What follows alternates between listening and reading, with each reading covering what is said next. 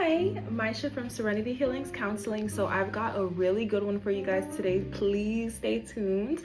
I'm going to be talking about why anxiety can be dangerous if untreated and how it can actually lead to anguish and feelings of bitterness in the future. I've got a couple of notes that I'm going to go through with you guys.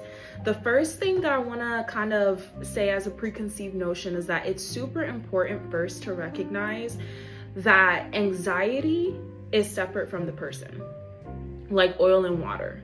They don't mix. So we have to differentiate. Why that's important is because we have to differentiate between what someone is doing that's derived from their anxiety, in which they have a difficult time controlling, versus what someone is doing that's actually just coming from them thinking about things with a clear head. And I'll kind of explain more as we get into the video. You'll understand a little bit more what I'm saying.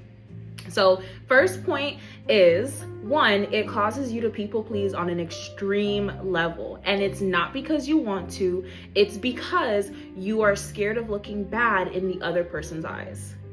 You actually don't realize that when you do that, you automatically assume that someone has the worst intentions for you. Because you're saying, wow, this person is going to react in this horrible way to something that I'm bringing to their attention,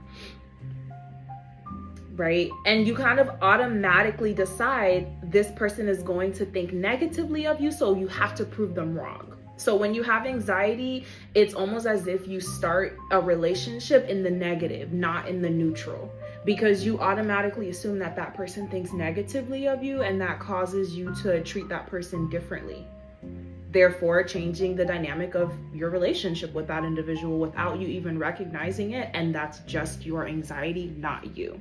Now you're more likely to actually suppress your own feelings, your own emotions and needs, because you're only one person, right? So you can either, on an extreme level, hyper focus on someone else's needs, or you can hyper focus on your own needs, but you can't hyper focus on both.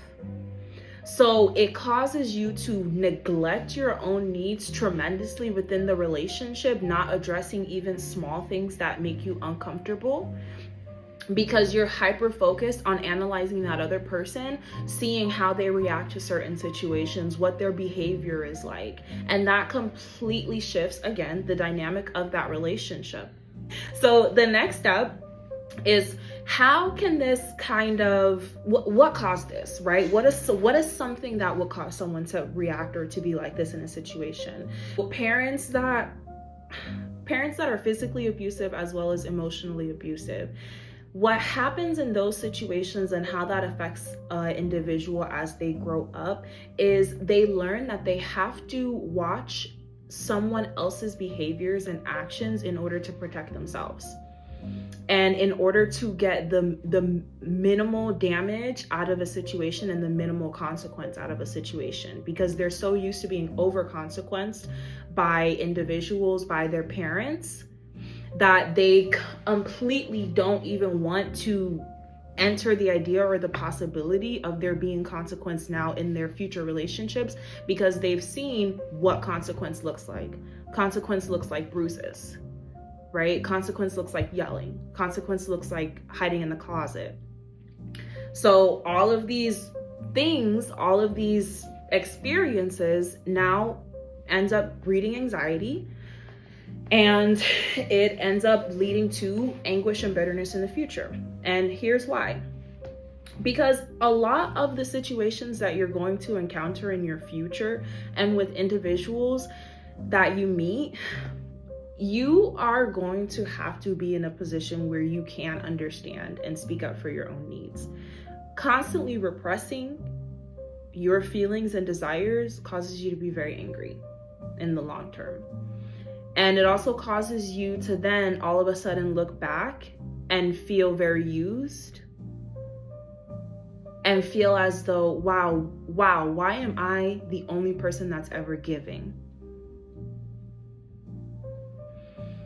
And that's why sometimes you have people that are just like, I'm just done with relationships. People just take from me. And of course, again, this is not for every single situation, but this is just one particular instance.